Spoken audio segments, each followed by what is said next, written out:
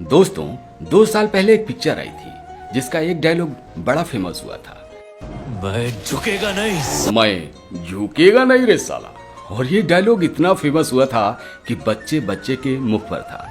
मुझे लगता है कि ये डायलॉग फिल्मों में ही सही है, असल जीवन में इसका कोई अस्तित्व नहीं है।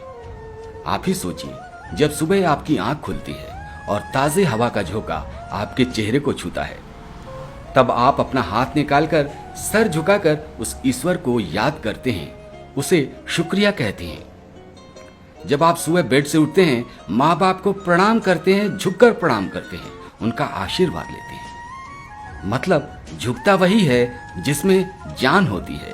अकड़े रहना तो मुर्दे की पहचान होती है।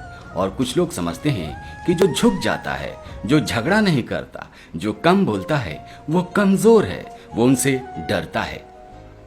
मैं उन लोगों से यही कहना चाहता हूं कि वो आपसे बिल्कुल नहीं डरता, बल्कि वो आपका सम्मान करता है, आपकी इज्जत करता है, अपने संबंधों को बनाकर चलना चाहता है।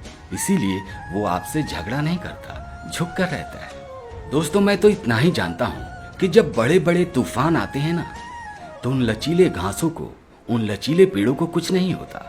जानते हैं क्यों? क्योंकि हवा इधर से चलती है तो वो पेड़ इधर झुक जाते हैं। जब हवा इधर से चलती है तो वो पेड़ इधर झुक जाते हैं। और वो पेड़ जो अकड़े होते हैं वो उखड़ जाते हैं, टूट जाते हैं।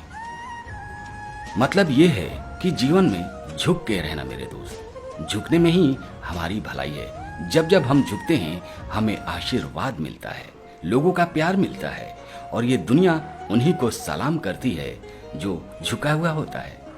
आपने फलों से लदे हुए पेड़ को देखा होगा, किस तरीके से वो ऐसे झुका होता है, विनम्र होता है। और वो ठूठा पेड़ जिस पे कोई फल नहीं लगा होता, वो अकड़ा होता है।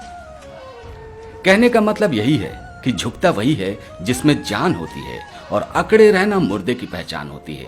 इसलिए कभी झुकने में शर्म मत करना मेरे दोस्त।